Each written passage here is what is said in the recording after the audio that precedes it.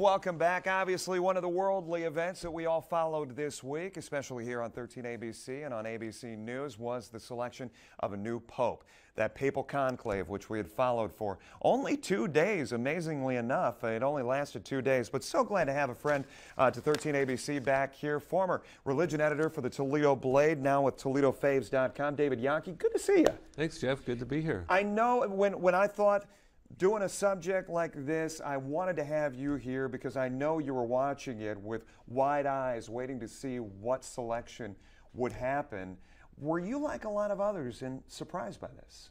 I certainly was, for a lot of reasons, but most of all because the new pope is 76 years old, and a lot of people were predicting that it would be somebody much younger. When you look at his upbringing, where he came from, and what he brings to the table from I guess, a governing perspective, if you will, obviously overseeing the flock of 1.2 billion, what do you see in the future for the Catholic Church? Well, this is a transitional time for the Church, and there's a growing number of Catholics in South America and in the Southern Hemisphere.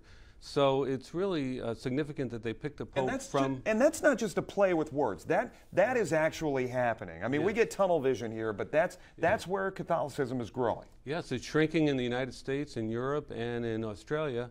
But in South America, there's 300 million Catholics, and in the Southern Hemisphere, 700 million out of the 1.2 billion.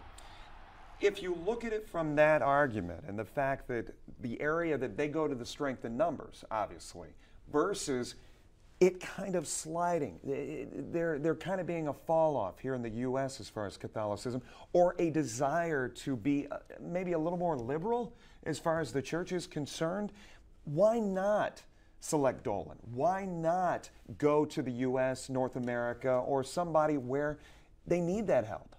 Well, I was kind of hoping it would be Dolan because Timothy Dolan of New York is a very charismatic, gregarious type of person, and I think he would bring a lot of personality to the Vatican. But there's a lot of fear that if they had named an American pope, that there'd be too much power concentrated in the United States and North America. Some of the issues that have come up, and we've seen it here locally, the inclusion of women in the Catholic Church as priests, or the let's put it that way, the non-inclusion, the gay and lesbian issue out there as well, and you don't see, or do you see any change in that?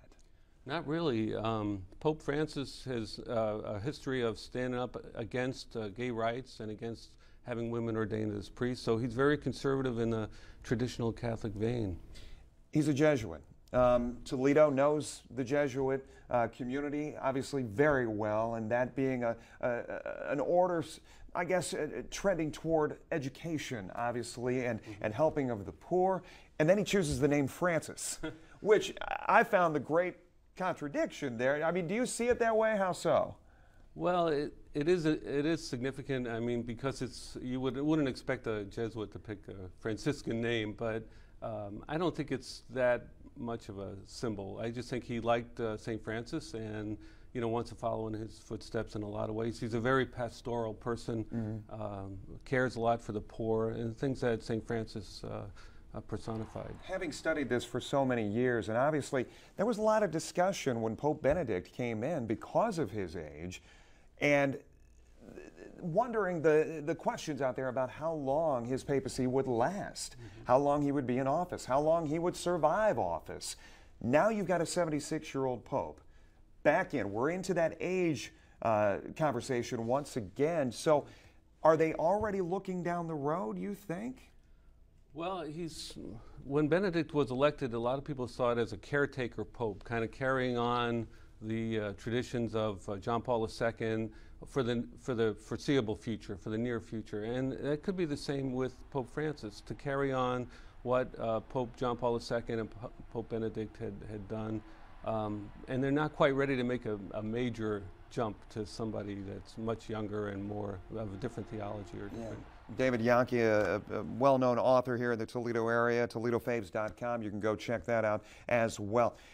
Let me ask, and I know our viewers probably this afternoon are going back to something I asked you about earlier, and when you talk about the Catholic Church and kind of the falling, I guess the falling following here in the United States, what's wrong? What's wrong with the Catholic Church? Well, that's a tough one. Society's changed so much. I mean, the Catholic Church has been around 2,000 years, and you know, Benedict said he would rather see a purified, stronger church than one that waters down its principles and beliefs. Things like gay rights and women's ordination were not big issues in the past, but you know, the world has changed a lot, and the Catholic Church is holding firm to its beliefs and its traditions. So there's a clash there. You know, there's a clash of do you compromise your theology and your beliefs in order to appeal to the American public? And you know, the Vatican has not done that. Do you think that this Pope is going to come forth and have a strong arm as far as dealing with the abuse cases? I hope so. I mean, that's obviously on the minds of all the cardinals that were in the conclave. That's what I was just going to ask. Do you think that was number one or number two on the list? Yeah, that's definitely hurt the church in the United States and in Europe, especially where there have been so many scandals. So they do have to move on from there and take action and punish those that are responsible. And we'll see. I mean, that's something that we're going to be watching closely, but we don't really know at this point. But his I guess his history as a cardinal, his history as a leader in the Catholic Church, would that lead you to believe that he will be more? That was the thing. I was talking with some students over at St. Francis earlier this week, and I said, you know, there was a lot of question. Were they going to bring in a pastor, a more of a pastoral type leader, or were they going to bring in somebody who was going to be a firm arm as far as governance is concerned? Did they get both?